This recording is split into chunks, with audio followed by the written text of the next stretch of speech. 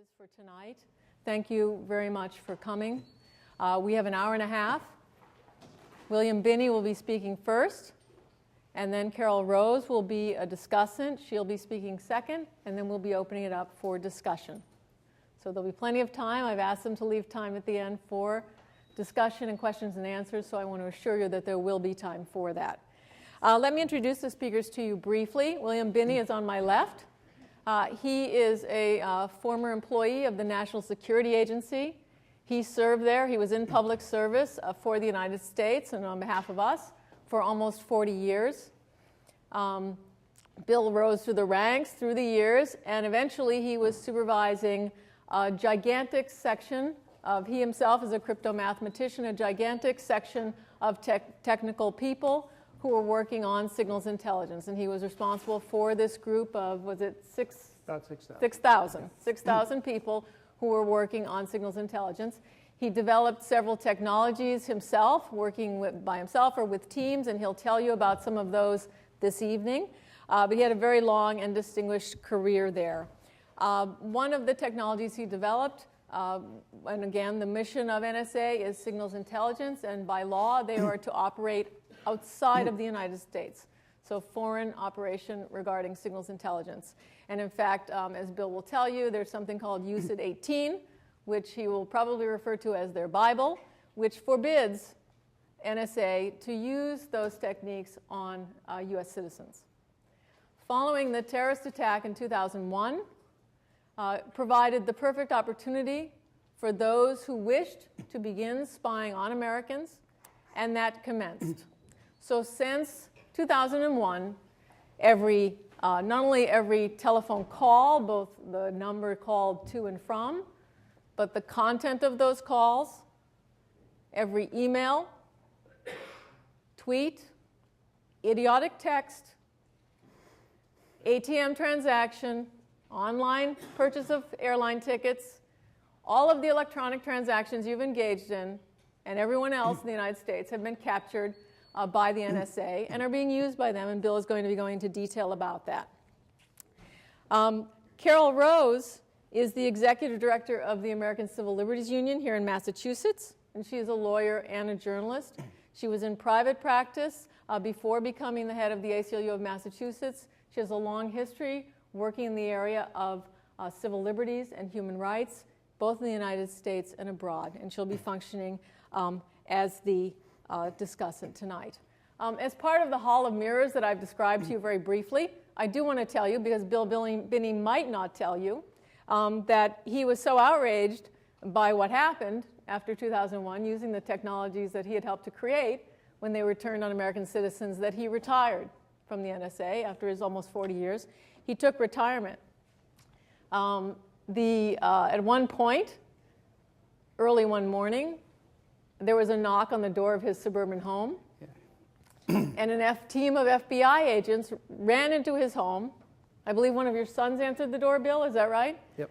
They ran into his home, dashed up the stairs, pulled Bill out of the shower, pointed a gun at him, harassed him for a while, and then left. They didn't charge him with anything. He hadn't done anything wrong, but it was just to make sure he got the message. Some years later, amazingly, Bill, out of the blue, received a letter from the Department of Justice informing him that he had committed no crime, that they were not going to charge him with a crime, and kind of exonerating him in general so that he could move forward in life and feel better about that. Would that we would all get letters from the Department of Justice like that. But Bill actually has one. I hope it's framed over your mantle or in your kitchen or something. I still have it. Yeah, I'm sure you still have it, Bill. Hang on to that. Laminate it, Bill. On that note, I'm going to give you Bill Binney, please. Thanks.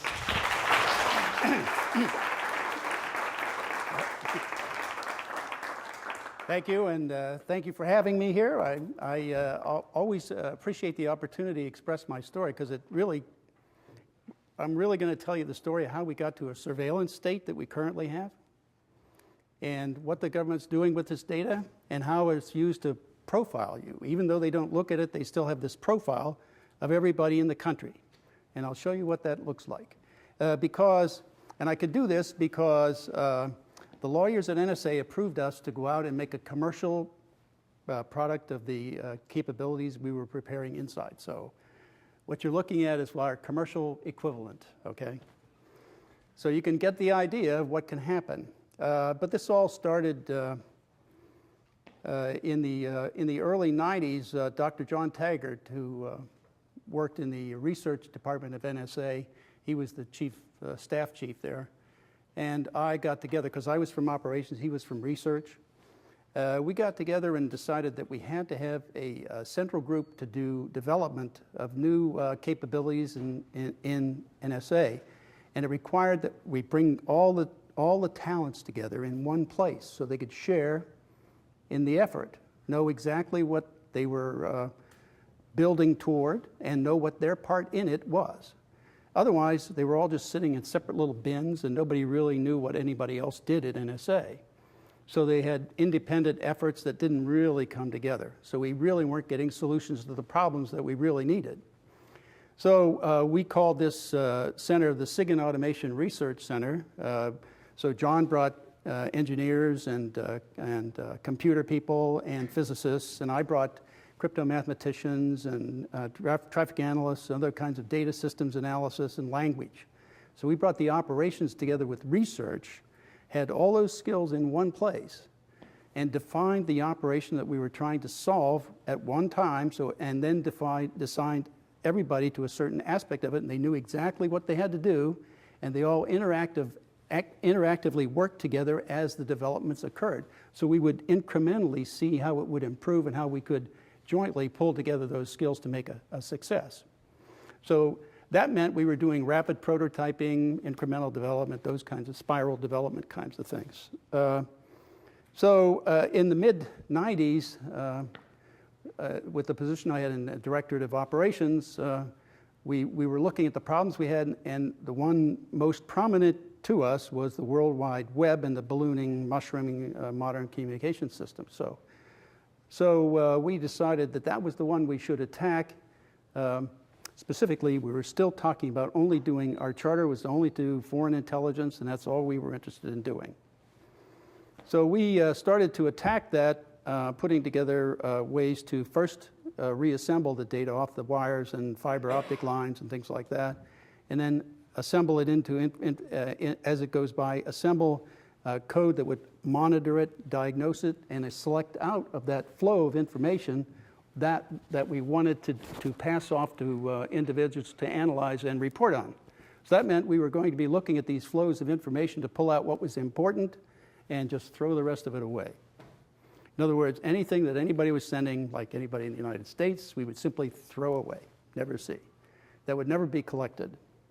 So we started doing that and approaching that and developing some, using graphing techniques to build relationships in that data, because we had a problem of how can you look into terabytes a minute of data. The objective we set was to try to do 20 terabytes a minute, be able to diagnose what was in 20 terabytes a minute and pull out what was important and throw the rest away.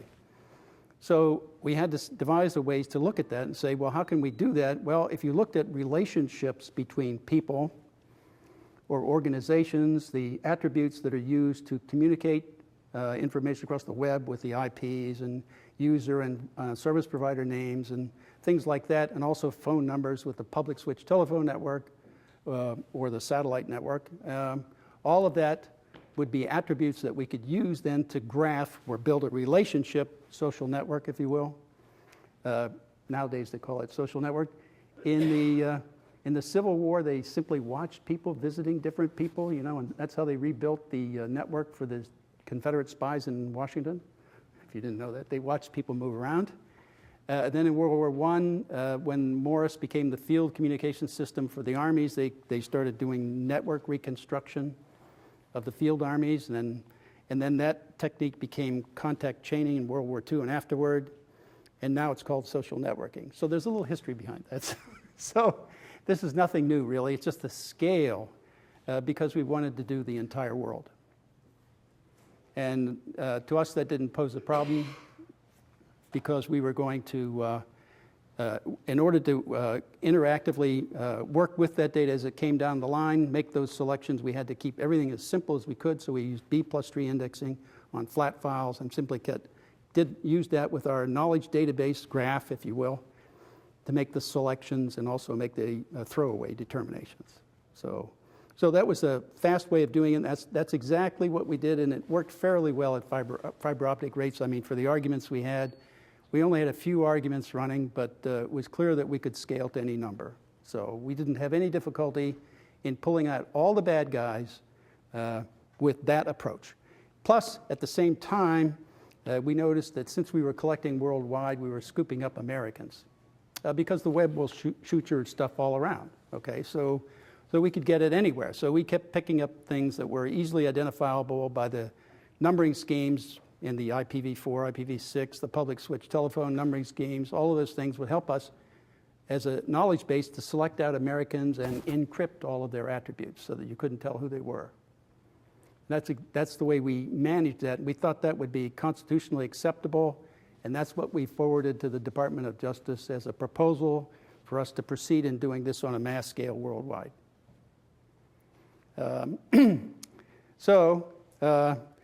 We never really got any feedback from that. It was never passed into court, so we never saw the arguments coming out. And in fact, it's never gone to court yet. The Electronic Frontiers Foundation lawsuit is dealing with that, and that's where I signed an affidavit with them to help support that effort.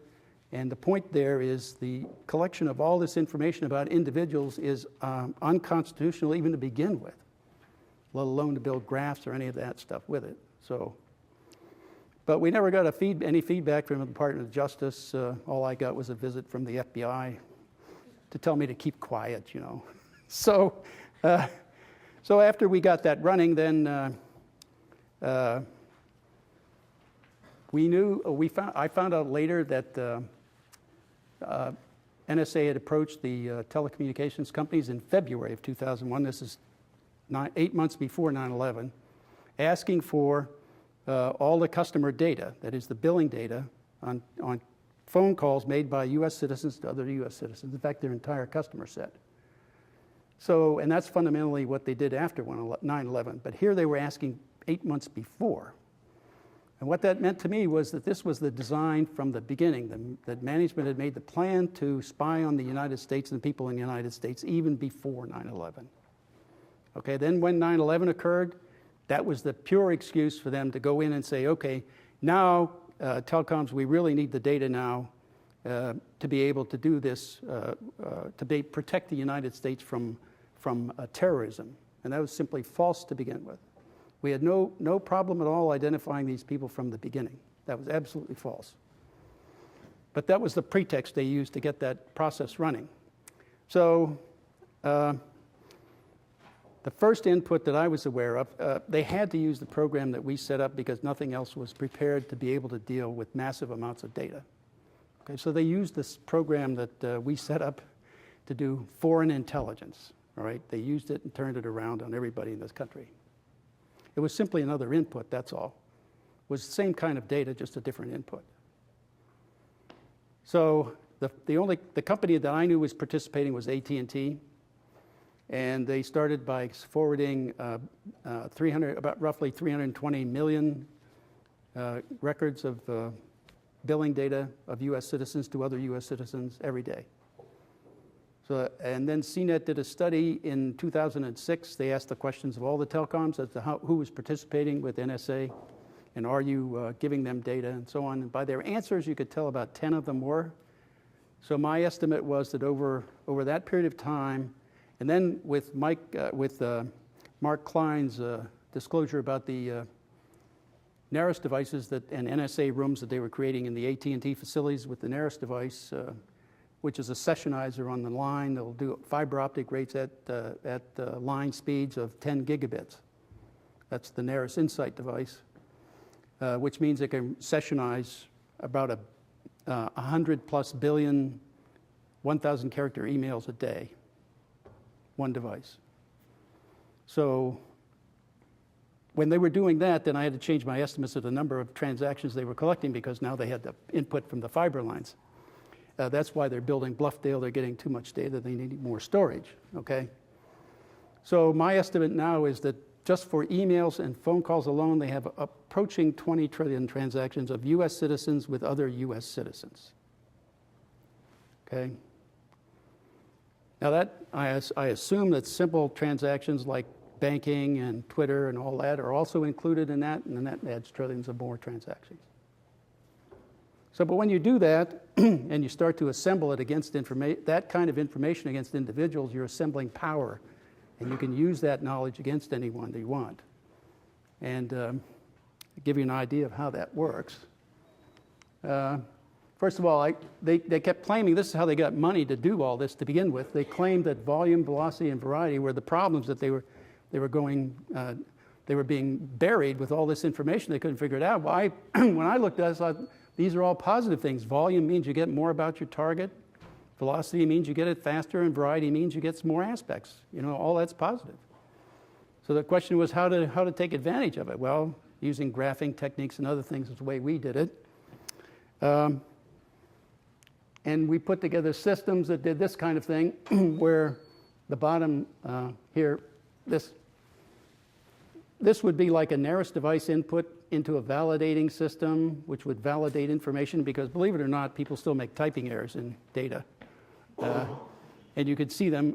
Customs and Border Protection has a lot of typing errors because they get inputs from different people around the world. They don't speak English, it's not their main language, so they type the wrong name or they abbreviate it a different way. And so they have many different versions, and what we wanted to do with that, and this is also true with the FBI, although they don't seem to care. But the point is, validating the data is so important up front, just like a crypt system. You can't start, the more valid and reliable the input on a crypt system, the better it is to attack it. And so the same here with data on a large scale. You need to validate it, then look into it, and look at event recognition, and you use those to go against your graph to make a check as to whether or not you want that data or not. And then privacy protections. This was where we went through and looked to see if we should encrypt the attributes so that it could cover and apply privacy to that kind of communications. That is, no one could look at it and see or understand who it was. And then that's where, after that, then you build the graph. Then you take other graphs from other kinds of domains, like banking or if this is email, you could take phones and Twitter and travel and whatever else you can add electronically. Okay, and then build a consolidated mapping graph, so across all those domains. In our case, we wanted to do it with, this is an example of what we wanted to do. This was one that the DOJ made a conspiracy charge against us on. So we were trying to do, get together and form a coalition to attack Medicare Medicaid fraud. We thought that would be meaningful. Certainly could save the government money, and we could make a little money, you know. So we thought that would be a good thing to do. So as a result of that, they drafted charges for conspiracy against us and used that to raid us. So that just goes to show you how much that's. But at any rate. Is it possible to kill the lights that are shining on the screen? Sure.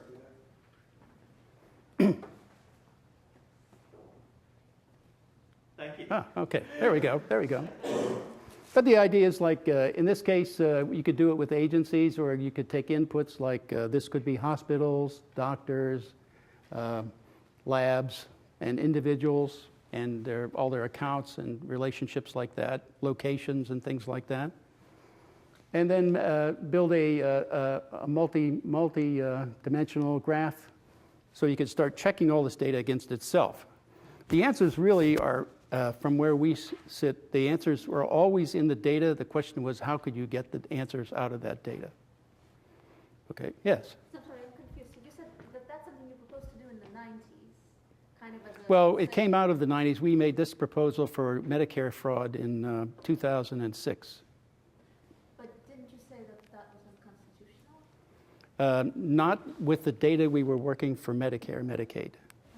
So that's all. Because it comes from, it's a federally Right. data that Well, it's data that Social Security has, Medicare and Medicaid, they have that. That's stuff that they're required to report before they pay them. So that's what, and the idea is that you get them from hospitals or labs or doctors, and all those people have to be registered. Okay, so that's all legitimate. This is also not an NSA question. Right, this was not NSA. Nothing in the intelligence community. Okay, so that's that was the idea, and that works for any kind of data that you want to look at, phone calls or anything. So in the graph, in order to, this is how we filtered out data we wanted. If you had a set of known targets here, and you're building a social network for them in the world, I mean, then these are the targets, your known targets, then look out. We used a 2-degree principle. Look out 2 degrees, like that's 1 degree and 2 degrees from a known target. And that's the section of the graph that you would consider to be suspicious or need further investigation. So in other words, if you're collecting data, you would certainly take advantage of the ones that you know and simply forward that data and manage the distribution of that according to the requirements. And save the data here so that you could do some other things like latent semantic indexing and kind of comparison of the content of this set of targets against potential new targets here. And then the rest of this data, we use simply, that's the rest of the world, the other 6.5 billion or whatever it is people in the world, you simply throw that data away. So it makes a manageable set approach that makes all the content of the world kind of manageable to handle now. So you can then pass this data around and run it through different programs to select or not, and use it to identify perhaps this is a new target. You could help do target development using this approach also. So that was the whole key to that. And that's really what they're asking for in Big Data Initiative. They want you to automate the target development in this kind of a graph. That's one of the things they're asking for, I'm sure. If they don't know that, then they should, right? But this then, what you do is you take everything you have. Now, they're not restricting it. See, the problem is they're taking in all this data too, okay? Now what you do is you index all of the data that you collect against the specific nodes that are involved in this graph. So now when you want to, and this is where the profiling comes in, you want to look at a particular node, then you simply input that node and any other associated nodes with it into another program that does a timeline. It pulls together all those events and maps it, because it's indexed, to the graph, okay? Now that pulls that data together, so you represent, like these phone calls were made here with that call there, that one there, and so on. These are the activities of a community in that graph. Plus, if you have, for example, data that goes with it, like a transcribed phone call or an email or a file transfer or something of that nature, then you put a little block here and it says there's data with that particular transaction in this graph. So if you isolate a section of the graph you're interested in looking at potentially activity that might imply that group is doing something, and there's data with it, then you could look at that data and try to assess that in context with the transactions that occur in the group. So that's the way of trying to, and this is also what they need to automate, right, is what transaction combinations here in this group have some meaning. So in other words, what kind of action should I be taking if they show evidence of certain transactions and relationships in the community? For example, if you're in Colombia and you want to smuggle drugs into the United States to somebody in the United States who wants to buy them, the buyer and seller have to connect in some way, right? There has to be some financial transaction in some way. They have to arrange for transport. Those kinds of things show up as transactions in this timeline. And so you need to try to detect those and then assess them. Okay, so this is really what's going on with everyone. This is why I say everybody in the United States is profiled, because the data's in the base, it's indexed against the graph's made, and all they have to do is point to it to get it. Yes? Is that real data? This was, yes, it was. This was real data from our... Evidence of illegal activity? 'Cause this Yes. is from 2001. Yes, it is. This is the research we did online for the 9/11 attack, okay? They own one of those phone numbers in No, these are real phone numbers. We picked. Yeah, we picked them out. These were real phone numbers for the people and the phone calls they made, the emails they sent, and so on. We tried to make it as real as possible. We gave this briefing internally in CIA, and they said, "How do you know all this stuff?" Because at the same time, one of the emails had the date and time, or not the time, but the date, 9/11 as the attack date. That was given in one of them, in a pi line and a line and a pi with a line for 9. And so, you know, this is where I see the danger. Now, if you become like generals in the Army, like Petraeus or Allen, and you become a target, I now look at your 1,000 emails or however many you have in the database, and there you are. The problem is the FBI has access to this data.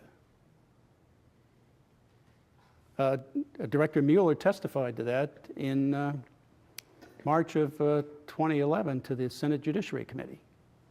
He testified that he set up a technology database with the Department of Defense.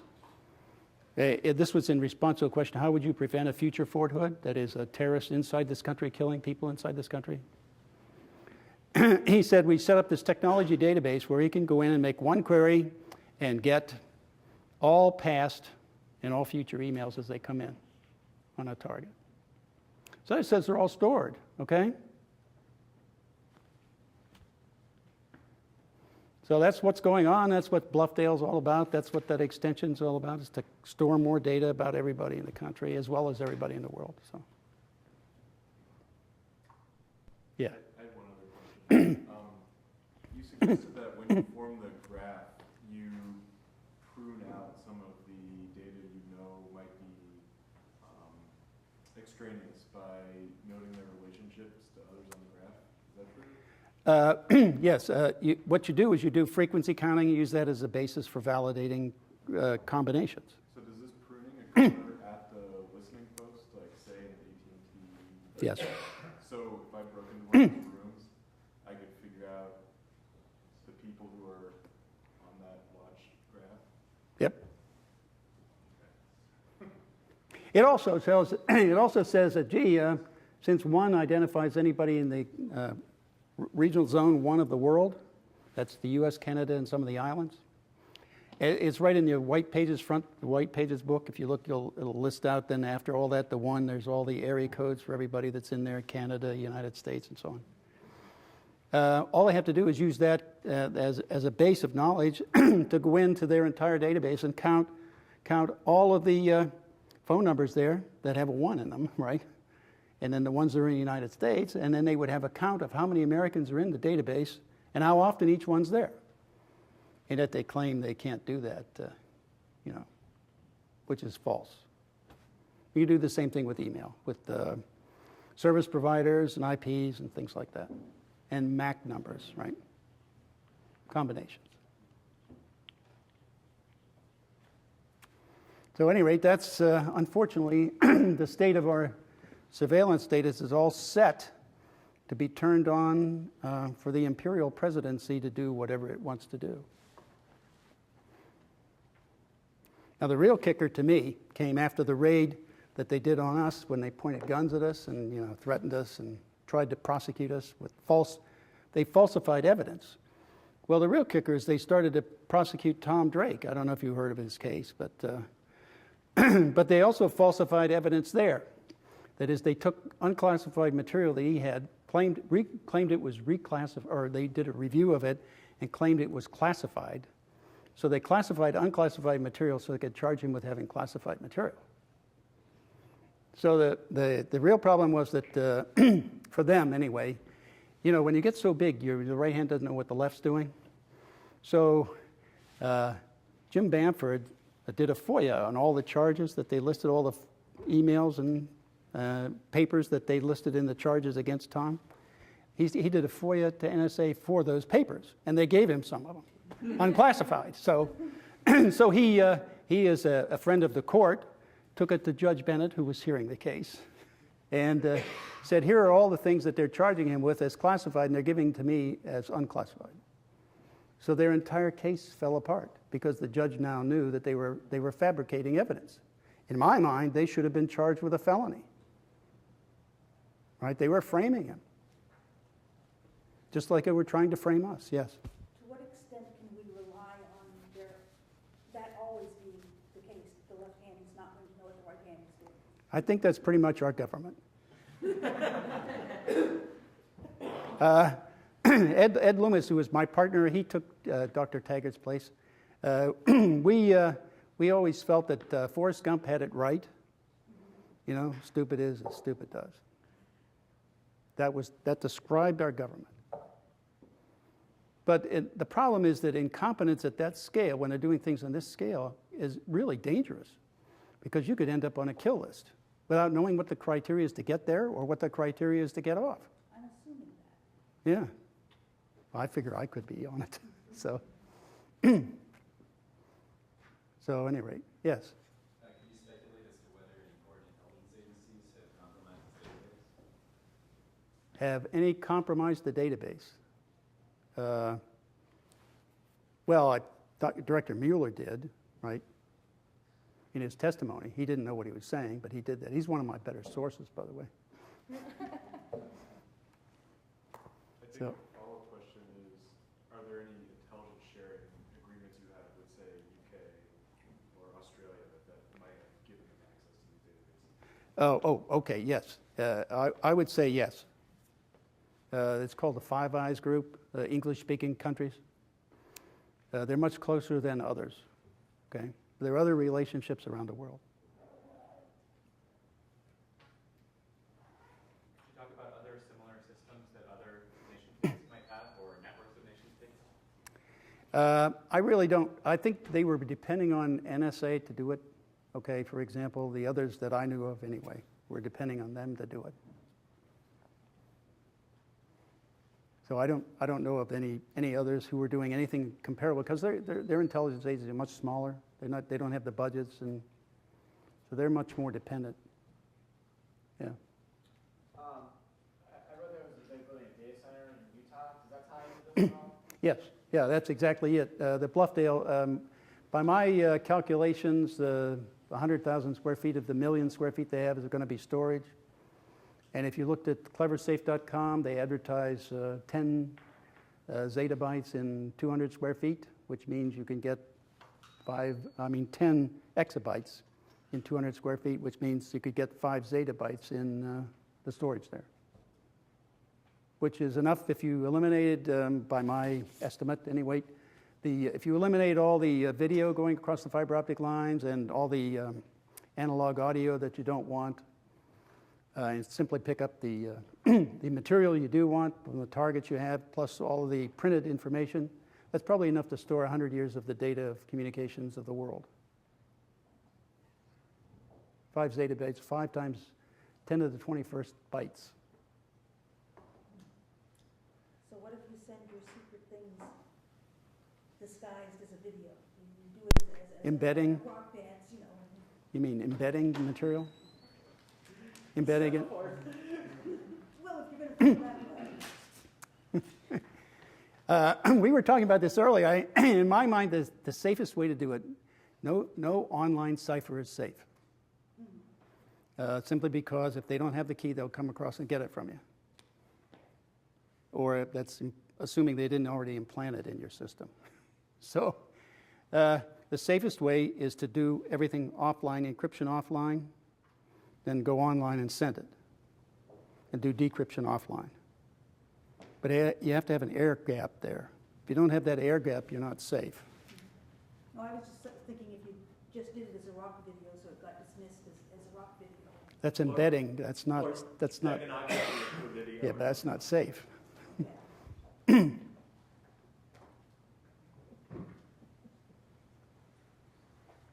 Yes.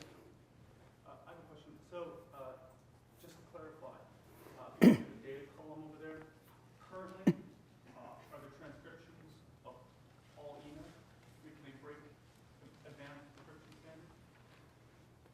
standards? You mean like 128 or 256, or? Yeah. I don't think they have to break them at all if they already have them. I mean, That's my point. You have back doors into you. It's not a question that no online system is safe. What do you mean by back doors? You mean they can just hack into your computer? Right.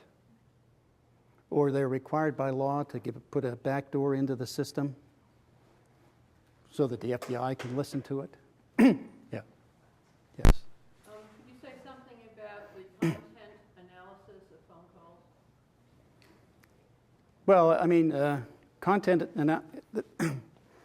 my understanding is that it's basically like a Google search. They're using word search.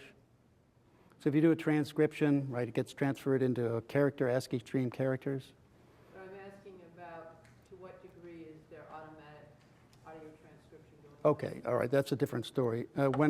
When I left, it wasn't possible. So I really have no further information on that. I've seen some of the things that look pretty good, in which case that would be easy to apply, especially in a quiet environment, a non-noisy environment. Yeah. Yeah. There was an article in 1980, I can't remember exactly, in the U.S. News and World Report, that NSA was doing surveillance of telephone calls, and the way they were doing it is it would be triggered by certain keywords. Some particular words would trigger recording, actually. That was in 1980s, and that was done by NSA. No, we're not talking about 9/11. No. An article, I read it almost 30 years ago. Well, I can only say that sometimes they attribute more capability than exists to NSA. Okay? There were a lot of problems with that. I knew a lot of problems when I was there that weren't didn't make it too. It wasn't useful in an operational sense. Okay, there were too many mistakes. Yeah.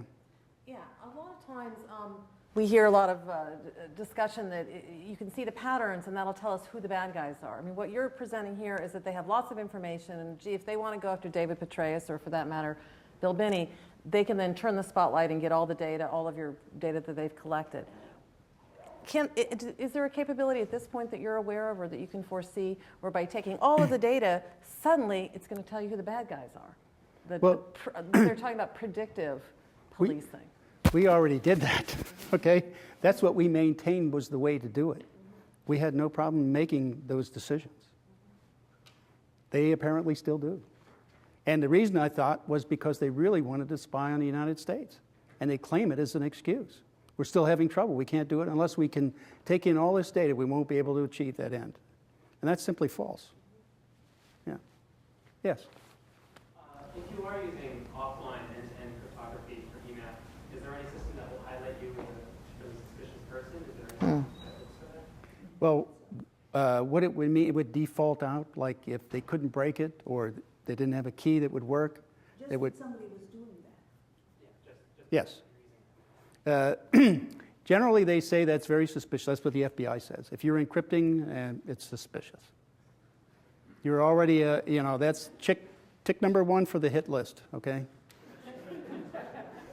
I don't know how many more ticks you have to add before you get on the list, or what it takes to get off once you're on. I mean, after all, Senator Kennedy up here was on the no-fly list for so many months he had trouble getting off. Well, if he got on it and had trouble getting off, imagine what any one of us what the problems we would have. At any rate. So, yeah. I wanted to follow up on your description of the encryption of Americans. So if the data about Americans was being collected, then you said there was a program in place to encrypt the attributes of Americans. So there's first of all, the legal question as to whether even collecting that information was legal. Putting that aside, a couple of questions I had was, one, would you imagine this was still being done, this encryption? And if so, what's the encryption philosophy? And why should that be effective? And we've seen cases where even using pseudonyms and things like this, and Tanya Sweeney has shown some of these things too, where privacy is in fact not protected by at least rudimentary forms of encryption because you can still find patterns and link things together. So I was wondering if you can say a little more about what kind of philosophy or justification for this approach might be. First of all, I forgot about that because that was in place until 9/11, and after 9/11, they removed the protections of U.S. citizens. So there's nothing in there protecting any U.S. citizen. Secondly, I would say that I designed the encryption to protect U.S. citizens to resist mass attack. Okay. So it had 3 levels of encryption, one of which meant that any attempt they made, even if they had whatever key they applied or attempted to apply, however many trillions of keys, if they got something that looked like it was partial language, it would be an error. So that was by design. So I was designing it so NSA couldn't break into it. So But sometimes the graph structure, Yeah. you just relabel the nodes of a graph. The graph structure still makes it clear that there's where somebody lives maybe or something because Yes. all of their contacts are within New York or something like that. And so Well, encryption may not be enough to protect. See, no, they wouldn't be able to make that determination. Okay, they couldn't say it was in New York or Massachusetts or anywhere because all that material was encrypted. So you couldn't. All you were doing was look. All the attributes that could identify anybody as a U.S. citizen would be encrypted, so that when they looked in, they couldn't tell who was who. I mean, if I went after you in this database, I couldn't.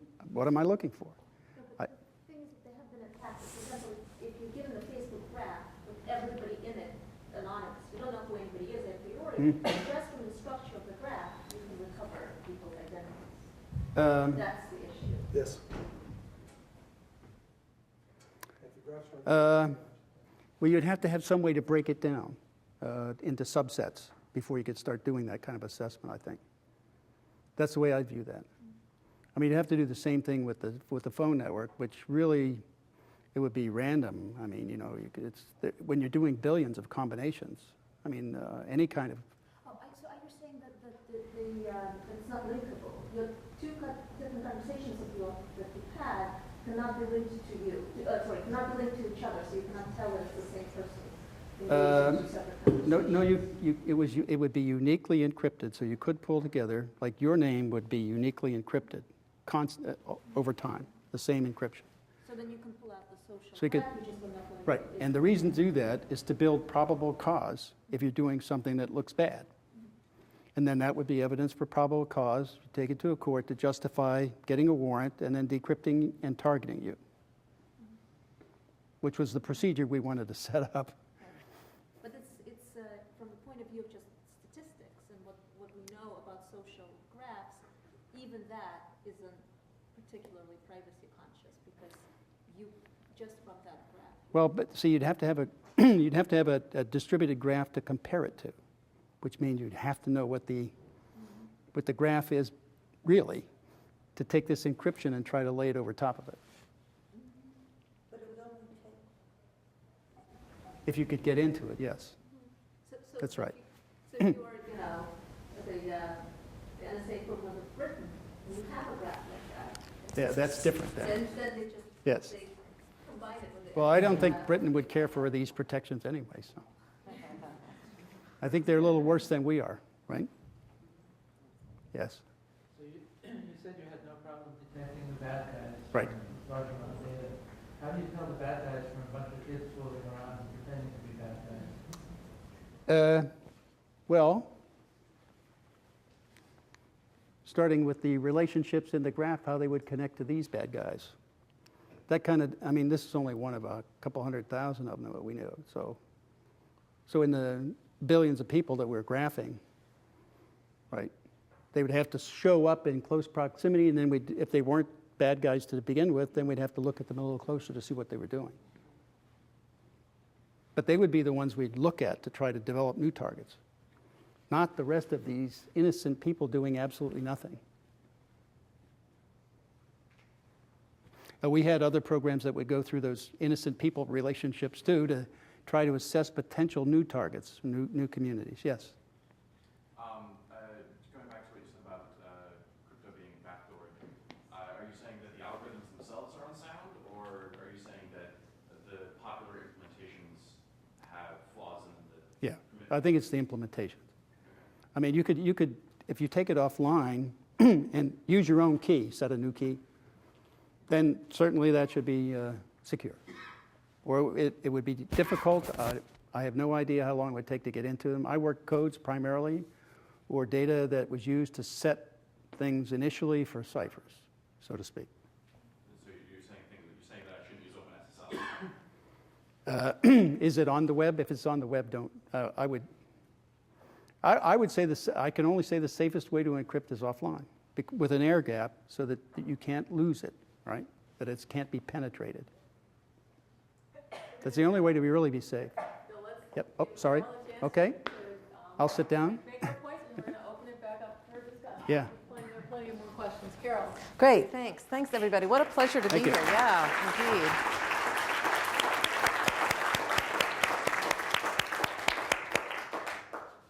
Am I mic'd? Are we good to go? Well, first of all, thank you very much. It's really a pleasure to be here. How could I say no to an opportunity to be a respondent at all to Bill Binney, who's really one of the heroes in the civil rights and civil liberties community and the technology community.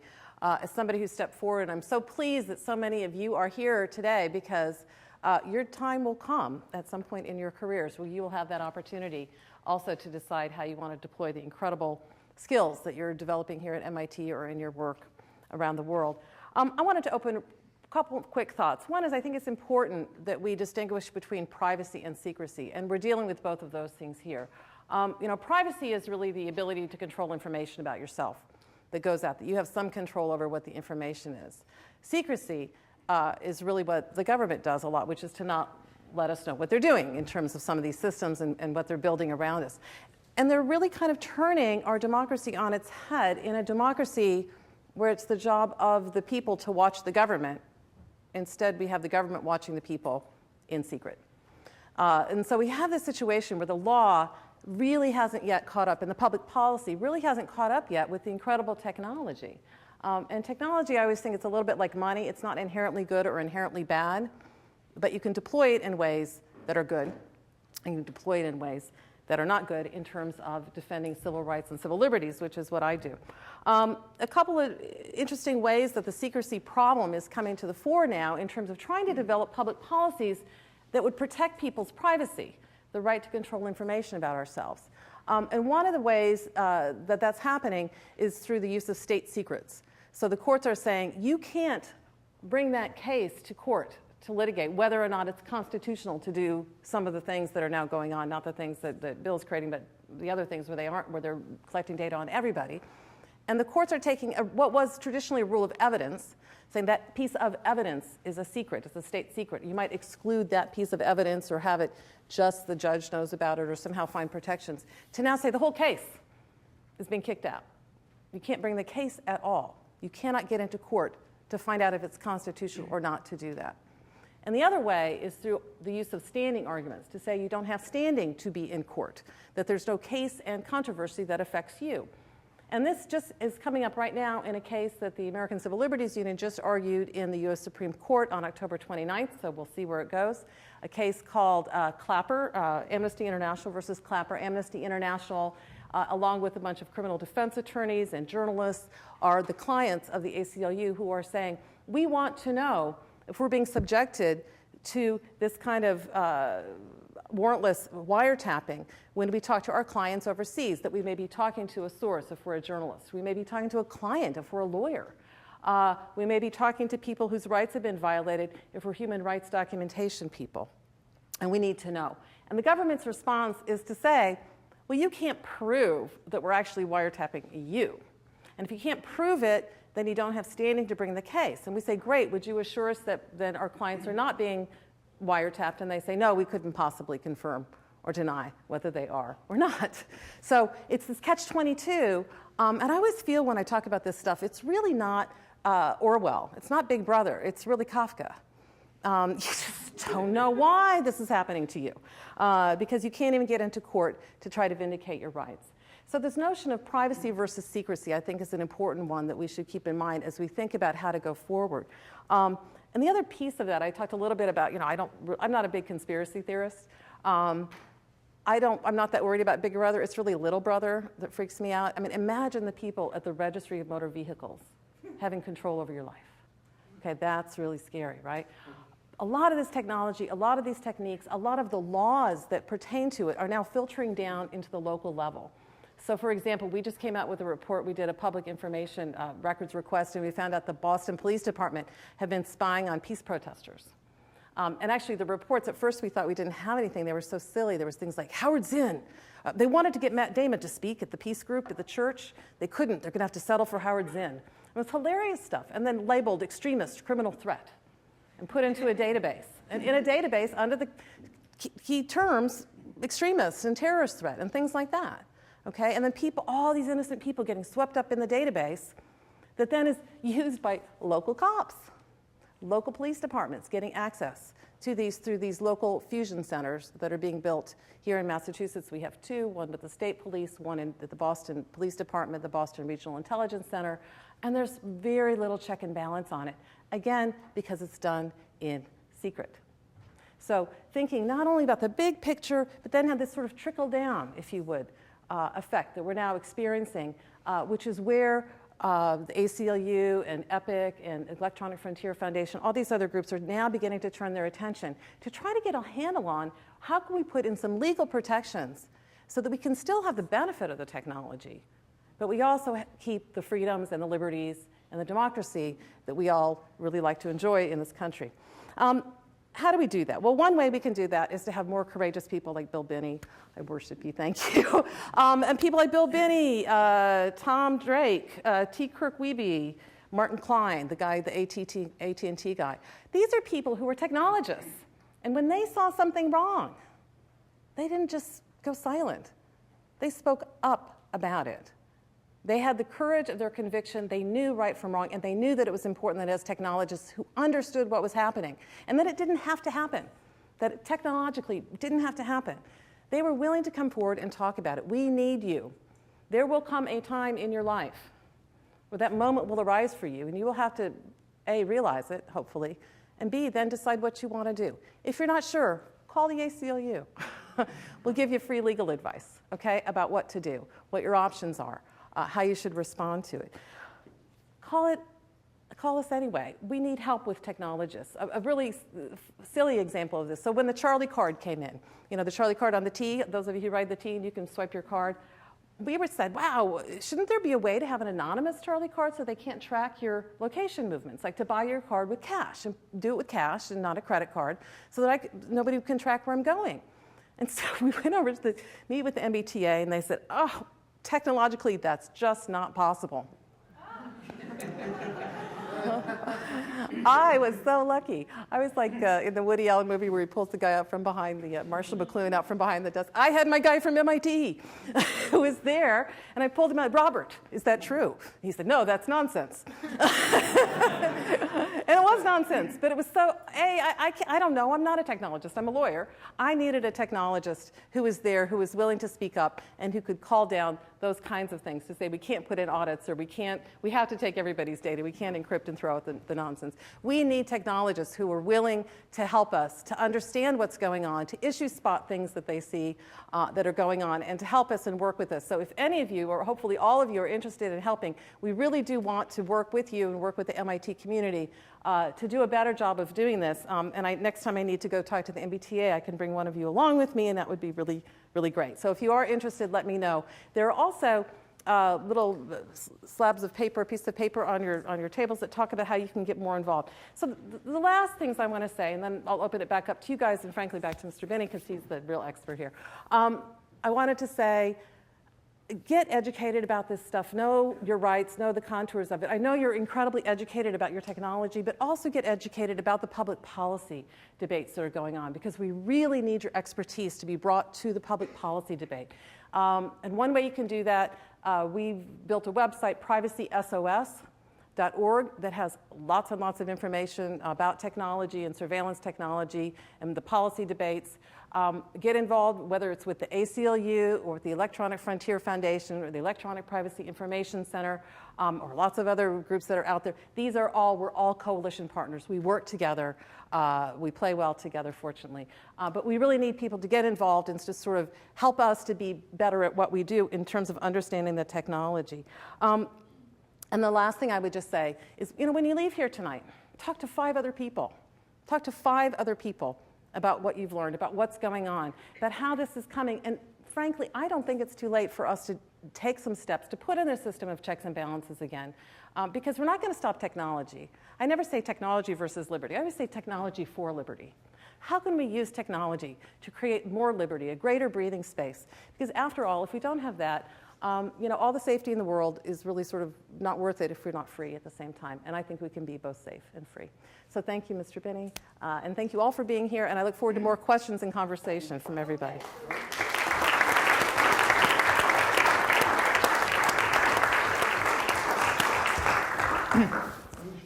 This is being videotaped, so if you don't want to put your That's right. videotaped, they'll speak up. Yes, it is being videotaped. I want you to know that. So if you have any questions, or I do want you to be aware of that. It is being videotaped, and it's going to be posted on the MIT website. We're going to open it up now for discussion. I thought it worked really well, having questions as we go, but I'm going to bring both Carol and Bill back up here. If you will agree to do that.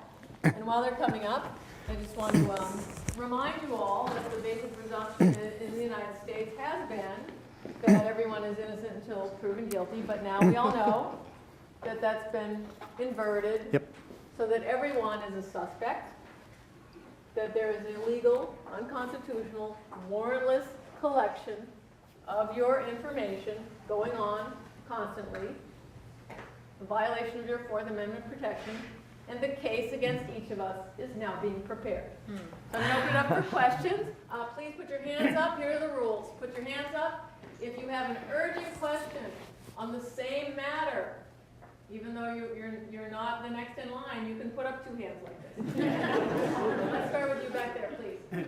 Hi, my name is Shalini Nirad. I'm the former executive director of the TOR project. And I came into this particular area because my dad was activist with the SCLC and Dr. King in civil rights eras. And when it became available for him to make a request for his records from the FBI from 1963 and so on, he got a paper box, a very large one. The FBI knew who he had lunch with every summer of the summer marches. So this is not new. It's just electronic. So, the idea that this is being collected is not new. It's been going on for, a century, at least. And, but one of the things that being executive director of TOR did was, my family has steward leadership traditions, both in the military and governmental and in, activist circles for over a century. And I got to talk to a lot of people working on the agency side of things. And when the Patriot Act went through, the people working in the agencies, there were all these things in the Patriot Act. And if the people who wanted to respect, they can't talk about it, but the people who wanted to respect the civil rights and civil liberties things, if they wanted to not take advantage of the things in their casework in those acts, in CALEA, in all of these things, they would be trampled for every promotion and everything else in their work. And they would be left behind, and there would be no people with those attitudes in the higher levels of any of those agencies. This happens in diplomatic circles, in the Bush administration, this is happening in every branch of DHS. And so understanding that about what's happening in DHS right now, that even the people who believe in these rights very, very much are forced into compromising their integrity and going along with them to prevent them from being locked out. They're being threatened and intimidated. Right. And they have to compromise what they do in their work. To, it is a really important thing for people to understand that the people in those agencies are not all jerks, even if they're going along with these regulations.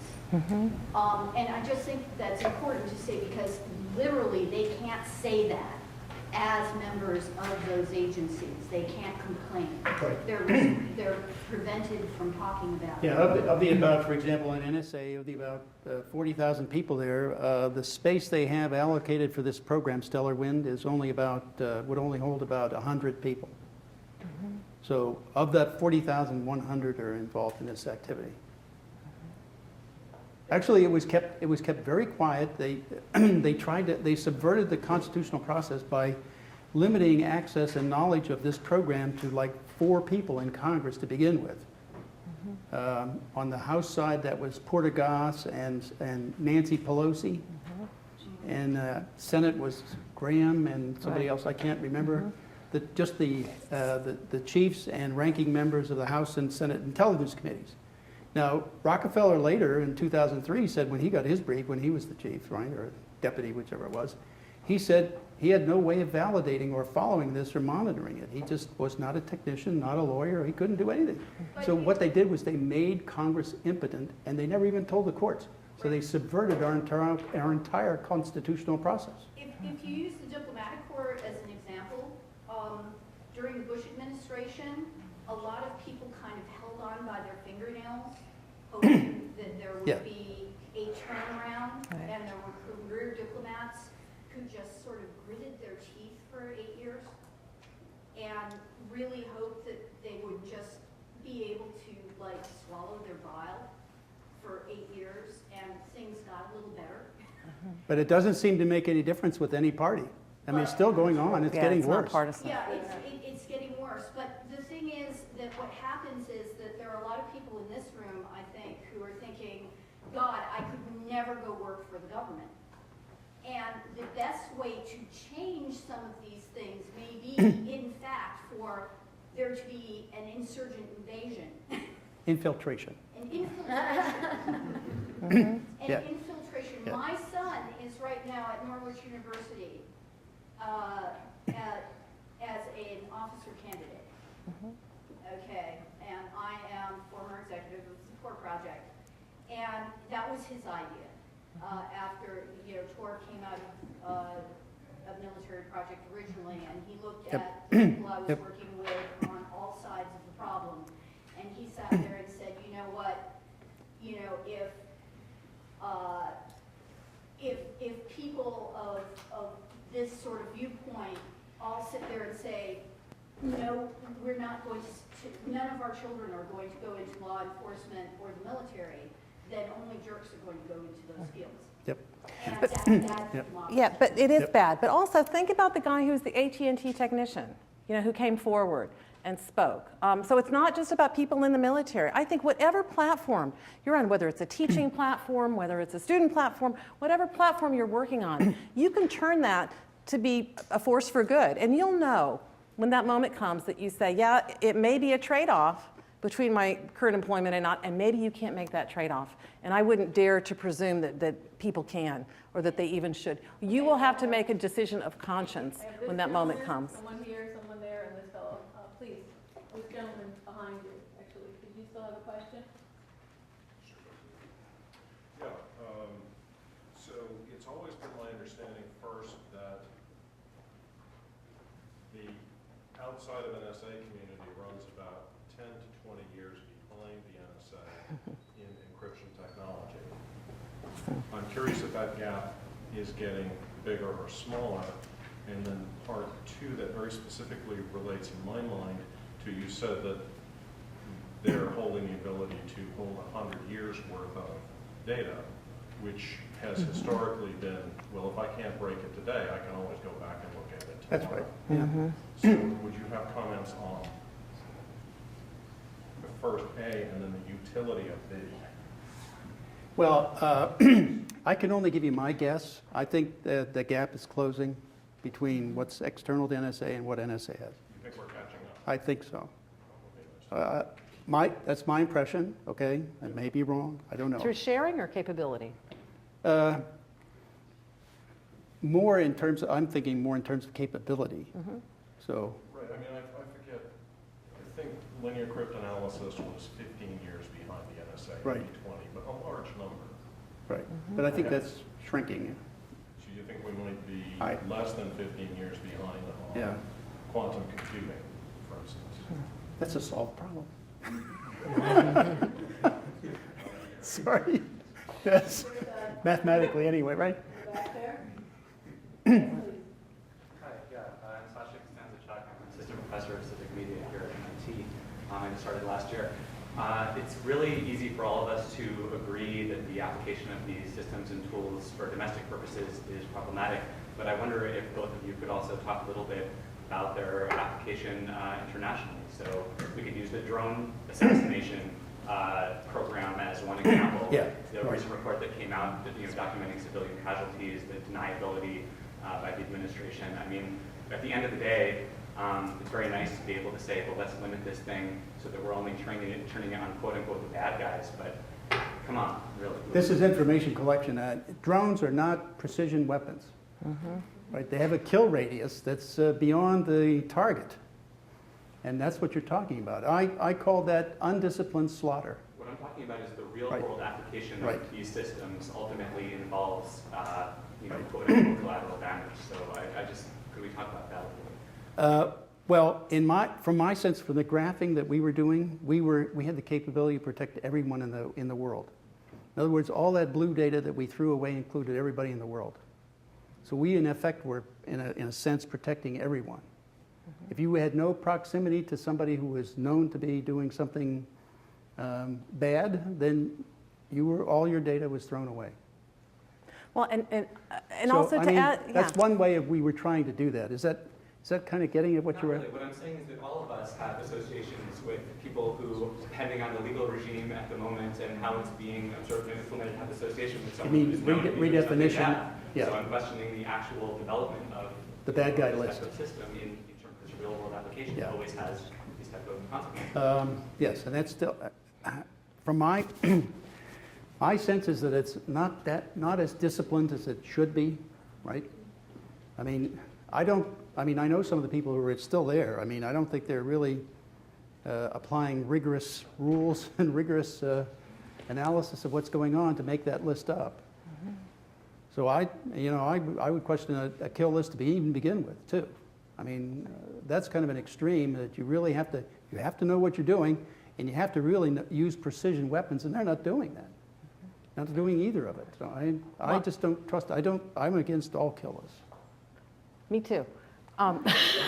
But also, and the ACLU actually litigated unsuccessfully and tried to get just the policy with regard to what is the standard for the getting on the kill list for the use of drones. And again, It was the state secrets argument that kept us out of court from even getting to be able to get our merits of our case heard in the court. So going back to attacking secrecy is one of the really fundamental things we have to do is important. And the other thing I just wanted to raise, and it's a little bit a tangent from what you're raising, is a lot of these systems, a lot of the things that we do, we test in other contexts. So for example, in Afghanistan, in Iraq, there's a lot of biofacial recognition technology being put in, creating a huge database on every human being in the whole country, just creating a database for the sake of doing that. Okay, that's what they wanted to do, and they justified it because they were doing it in the context of a war zone.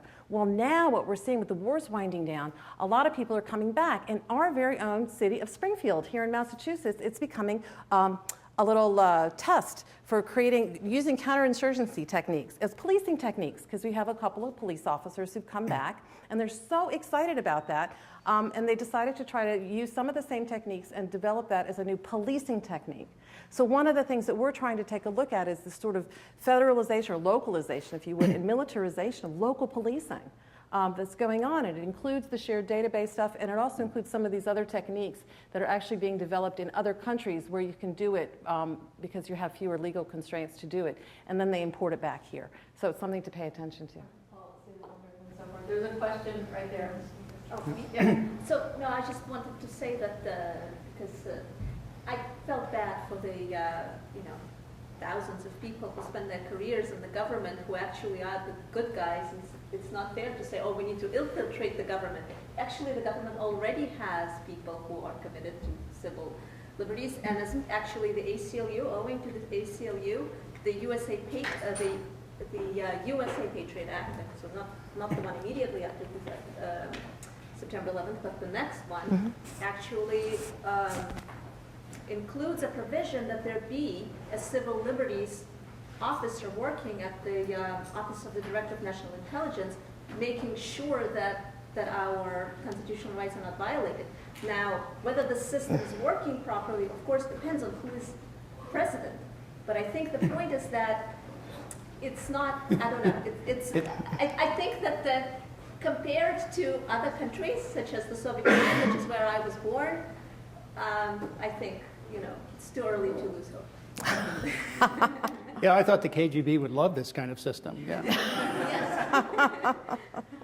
Actually, Bill said his first posting early on in his career was in Eastern Europe or in Europe, surveilling the Soviets and keeping track of the nuclear threat there. You have the next question. So over the weekend, I think on NPR, as a result of, they were talking about the Petraeus and Allen thing, and it was speculated by one of the commentators that perhaps one of the good things to come out of this is that other public figures, particularly those in Congress, they're all in it. Might wonder when the machinery is going to be targeted at them, and maybe there's some hope that they'll rein it in.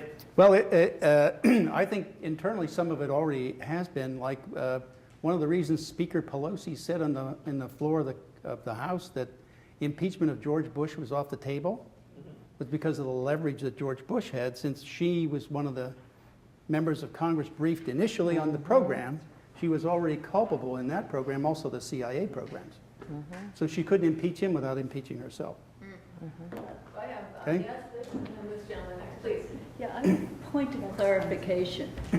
We've been talking about the FISA Amendments Act, which is now due for reauthorization, as if that is the real problem, namely that the communications between Americans and the external world are being captured. But what you're saying is that all communications are being captured. That's right. So why are we talking about the FISA Amendments Act? I mean, it seems Well, to it be a doesn't. red herring. Yeah, or they have a separate secret interpretation. I mean, that's the problem with our government. It's going secret on us, so that the laws they write, they make their own interpretations internally and apply them, so that we have no way of knowing what they're doing. Okay, we have a two-handed wave here. Go ahead. My question is basically, jumping off that, is there some sort of boundary that protects this warrantless surveillance from entering a courtroom? I mean, you said that it's used to gain probable cause to look at people's emails, but is that just through FISA warrants, or can that actually be used in domestic prosecutions that don't have to do with terrorism? Well, okay, take my case. The warrantless wiretap they had on me and a conversation I had with Diane Rourke, they put that in the affidavit and said in the affidavit that I told them about that conversation. So that's the way they entered it. So they just lie. Yeah, right. That's right. They lie. That's the FBI for you. I was wondering where you see this all in 5 or 10 years, given now diffusion centers and information that's coming out of that could potentially flow to this. Where do you see all this going? 5 years from now, 10 years from now? What do you... Well, I've said in a number of forums that it's going to be a totalitarian state, that we'll have an imperial president and a dictator. Unless we do something, unless people stand up. I mean, everybody in Congress took an oath to defend the Constitution. They're all violating that oath. So every time you see one, you'll say, what are you doing with this privacy stuff? You're violating your oath by supporting this kind of activity. Say it to them, bring it out. I'm trying to encourage, people, publishers, I just talked to one today, to throw it right in their face and say, what is your position on this? And put them on the record in public. And I think it's important to realize, things like there was no environmental movement really as a movement as such before 1970, and then we had Earth Day, and then there became sort of a movement. There needs to be a privacy movement. There really needs to be a privacy movement, not in the sense of we want to keep everything secret, but that we should have control over the information about ourselves that's out there and that's obtainable. We should have that system of checks and balances. It's very traditional conservative. I always love to say I work at the ACLU, most conservative organization in the world. We're all about the Bill of Rights and the Constitution and checks and balances. But we need you all to step forward, all people, to contact, take actions. There's more ways you can take action than you could ever imagine. Take action, send emails, let your voice be heard, talk to 5 other people about it. We need to create a movement for it, because until we change the situation on the ground, it's not like we can just go to the courts and vindicate this. We need a bigger movement. It has to be the courts. It has to be the groundswell. It has to be communications. There are people working on this, lots of them, but not enough. And we need more. And every time there's a scandal, I mean, I love this Petraeus thing. You know, I mean, it's just great. Who knew that, chief spy couldn't keep his illicit sex life secret, right? You just would love that. But it's an opportunity to make some change. So every time something like that happens, we have to take advantage of it. We have to be ready to go. And that means we all need to be educated and articulate and able to speak about it, and especially you as technologists. We really need your voice out there. You can't just be neutral, really. We need you. Yeah, as citizens of this country, it really boils down to this: what kind of country do you want? What do you want to live? What kind of country do you want to live in? What kind of country do you want your children and their children to live in? That's what's at stake here. So I have this fellow next, someone over here, and someone in the back, please. I was wondering how much of a threat are private databases, surveillance systems, political information collection systems, credit card surveillance, et cetera, vis-a-vis the government?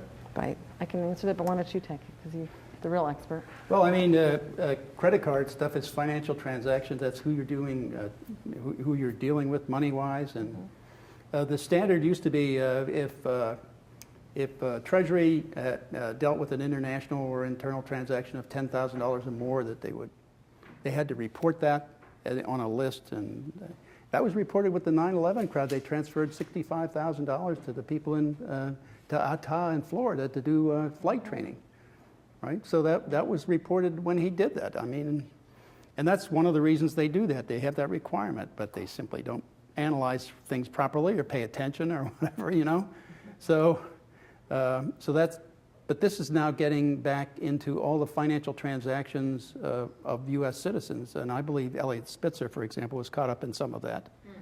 And that's what can happen to people, right? If you fall out of grace with the administration or whatever, that kind of targeting can occur.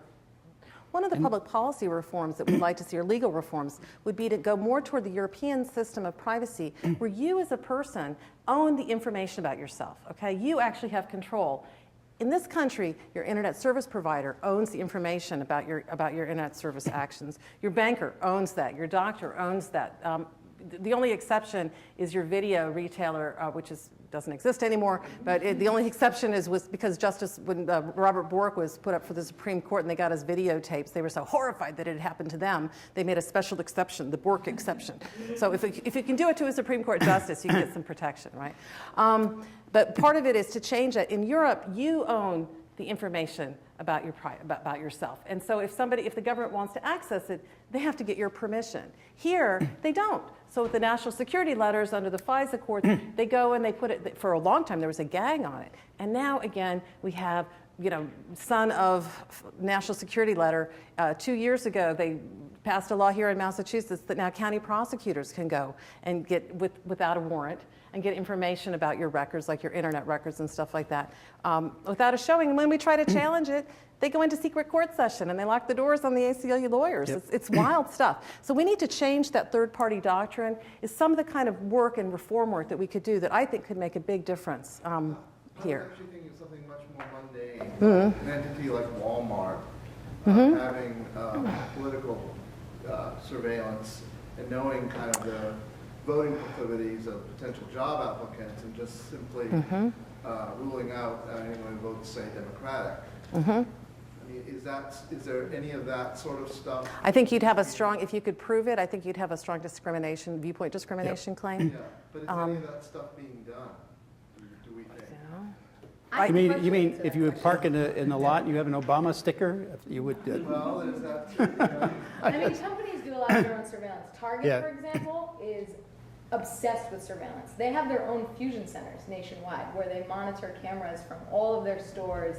They do insane amounts of data collection. There was a story in the New York Times not too long ago about how they data mine their customers' information to the degree that they've figured out when women are pregnant, and they can send them information about Pampers discounts on baby wipes and stuff like that. So yeah, I mean, it happens for sure.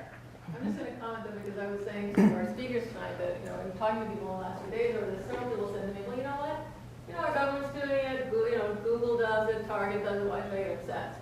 So, what Google and Target are doing, I don't like either, but those are corporations. If you don't like it, you can not shop there, you can, not participate. If you're a shareholder, you can go and protest. It's very important to remember, and there's, what they're doing, things need to be done about it, and I and Carol and others work on that. But we are our government. Right? Our government is the emanation of us. So what's going on now, we are doing to ourselves. So it's important to keep that in mind. Well, plus the government can come point some guns at you. Right, Yeah, lock you up. That too. No. That too. In these discussions, the word unconstitutional gets used a lot, but the Constitution is old and vague, especially when it comes to privacy. And generally, this is set based on legal precedent and interpretations of the Fourth and Ninth Amendment. So I was wondering if you guys could speak just a little bit on that and how you see the precedent moving and what sort of clarity would be especially helpful in privacy, because the Constitution is vague. I don't see the Constitution as vague at all. I mean, email is mail. Okay, and papers, that's papers. That has to be determined so that's precedent, right? Because it's old. So well, I mean, there's been several. All the technology. Well, it still applies. Bruce Fein would have an argument with that, so for sure. I think there's a little bit of space here, and let me say why in a couple things. One is I just read the transcript of the Amnesty International versus Clapper case, the ACLU case that was just argued, and it was really interesting because, the Solicitor General, Don Varela, he opens and he says, Your Honor, may it please the court, and Sotomayor goes, who would have the ability to have standing here then, huh? I was like, wow, he didn't even get a word out before she jumped on him. Yes. And she also, I would say, in the Jones case, which was the case about whether or not you could put a GPS device on your, the cops can put a GPS device on your car and then follow it. She wrote a concurring opinion that suggests that there could be a more breathing space, that somehow the law needs to catch up with these new technologies. I would also just add, however, that particular case was another one where I think the privacy advocates won on that one because they kept saying, we could put this on your car, Your Honor. And they were horrified that it could happen to them. And so we need to, on all these things, find a way to make the argument that it could happen to you, Your Honor, because we seem to be able to win more when we do that. But I think it's hard. I think the Fourth Amendment has been very weakened by the way it's been interpreted, but I do think that there are some opportunities here, a little bit of daylight with this GPS, the Jones case from last year that gives us some hope that we may be able to go forward. Okay, I have a gentleman in the back who's waiting for a while, and I'll take you. Go ahead, please. I was wondering, you say the data on only bad people was used and everything else was thrown away or encrypted, but what is what are the requirements for being bad? Like if I email my friend saying the party next week is going to be the bomb, conceivably that could happen. No, that was with the system we did, okay? After 9/11, that system was done away with. So everything is now stored. So it doesn't matter now if you say bomb or not. You're stored. I just wanted to know in the Jones case, somebody had the concurring opinion, and it was only one vote. She was the only one who took that one. Everyone else seems to be holding pretty closely to CATS v. United States. Yep. So I'm wondering if you see any hope for Sotomayor's line, even though the majority of the court seems so set on the other side. Gramsci, I think, was the one who said you have pessimism of the intellect and optimism of the heart. So yeah, I keep hope alive. We keep trying to find new ways to frame cases, to frame challenges. I thought they were going to throw out this Clapper case on standing, and then you read the oral arguments, and it looks like maybe they're really interested in it. But you don't know. It's just really hard. Until they rule on it, we won't know. It's hard to be real optimistic with this particular Supreme Court and civil liberties, but on some of the issues like privacy and speech, there seems to be a little bit more breathing room than when you come to things like equality and race and things like that. Okay, I have two last questions, please. Could we say something about cell phone tracking?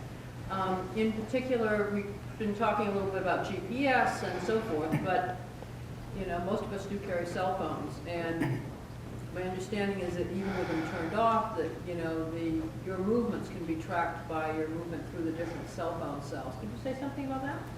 I think there's still enough radiation to be detected by the towers, the different towers, and you could be followed by which tower you get registered with.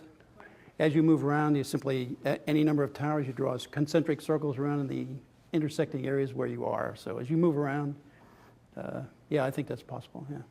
And we're actually working on a legislative initiative, actually, this one right here, is helping to do that both here in Massachusetts and also at the federal level to try to put some restrictions on cell phone tracking. Actually, Ed Markey, who's a congressman from Massachusetts, has been pretty good on this. And so there's a lot of legislative movement to try to put restrictions on that, as well as license plate scanners and sort of individual technology elements of it, because I think it's a really important thing for a lot of people to know that they don't have to make a choice between the convenience of a cell phone and giving away all their privacy. So it's a great question. The last question. How much discretion would you say that telecom companies, if any, have in refusing to comply with the government's requests? Well, the CEO of Quest, refused, and of course he was denied, and eventually got charged with something. They drummed something up on him, but they lost any potential contracts with NSA. Quest did. So that was the penalty for not going along. The other companies went along. At least the ones in the CNET news article that published their interrogation of the different telecoms that were they participating with NSA or not, it looked like most of them were, the way they answered it. You see, if they equivocated, didn't come out and say strictly no, then you knew that they were participating, because it's the way they weasel word the answer. And that's why they all needed to get retroactive immunity, because all of these transactions they were doing were crimes. That's right. And one last thing I would just say, Twitter has actually been very good in a lot of ways on a corporate perspective, because one of the things that happens is when they receive these requests for information, and it comes usually with a request that they don't tell the person whose account they're trying to get information on, Twitter will tell the person that your account or your information, your personal data has been subpoenaed, and that gives the person an opportunity to try to go into court. And we've had a couple of those. Unfortunately, what the courts usually say is you don't have standing, so we're back to that argument, because you don't own your data about yourself. But it's still an interesting thing, and I think that Twitter, as a corporate citizen, if you would, has actually been pretty good on that. And so if you have an opportunity to tell them thank you and to tell them that that matters to you, and that's one of the reasons you'd be willing to be a customer of their technology, you can do it. There are choices that we make, and there are sometimes really hard choices. I think Bill Binney and other people have made some really hard choices, but I think it's a really patriotic thing to do, and that's why I think it's such a wonderful thing that you're honoring him, and I'll turn it back to you. Oh, thanks. All right, ladies and gentlemen, first of all, again, I want to echo what Carol Rose said. Please tell the next 5 people you meet about this. Please also go on the website of your congressmen and representatives, get their email, just email them. It's fast and easy. You can send them the same message. For additional resources, there's the ACLU website. There's also, Carol mentioned, the Electronic Privacy Information, epic.org website. I want to particularly thank Ron Revest, who's been sitting here modestly in the front, and the Cryptography and Information Security Group at MIT for hosting this. So thank you very much, Ron, and thank you to that CIS group. And please join me in thanking Carol Rose and Bill Binney for their comments. Yeah, sure. Thank you.